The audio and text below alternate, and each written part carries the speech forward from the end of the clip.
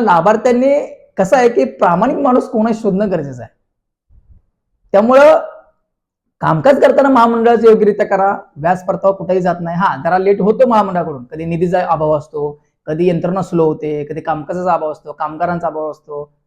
ह्या गोष्टी होतात. कधी कधी अधिकारी बदलतात, मेन अधिकारी असतात, ह्या गोष्टी होतात. त्याच्यामुळे व्याज परतावा जे आता हा व्हिडिओ ज्यांचं चालू आहे त्यांच्यासाठी बरं का, नवीन लोकांसाठी हा व्हिडिओ मी अजून हा नाहीच आहे. ज्यांचा ऑलरेडी व्याज परतावा चालू आहे, 1 वर्ष झालं, 2 वर्ष झालं, 3 वर्ष, त्यांनी अपडेट राहणं गरजेचं आहे. ही काही वस्तू विकली आणि जे महाराष्ट्र म्हणलं असं नाहीये. आपण एखादा मोबाईल हा विकला आणि आपण हा मोबाईल विकला एक दुकानदाराकडे जातो का? कधी जातो? जर एखादं काय बिघडलं असेल 1 वर्षानंतर, 2 वर्षानंतर, तर तेवढं मेंटेनन्स बिघडलं जातो असंच करतो ना. पण महामंडळात तसं नाहीये, लक्षात घ्या. महामंडळ अण्णासाहेब पाटील महामंडळामध्ये तुम्हाला अपडेट राहावं लागतं 2-2 महिन्याला, 3-3 महिन्याला.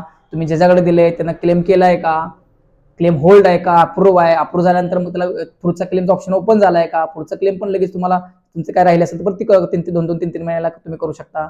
हे अपडेट राहणं ह्या महामंडळामध्ये खूप गरजेचं आहे, लक्षात घ्या. हे तुम्हाला 5 ते 7 वर्षापर्यंत जोपर्यंत तुमची मुदत आहे, जोपर्यंत तुम्हाला व्याज परतावा मिळतो तोपर्यंत ते अपडेट राहावं लागतं.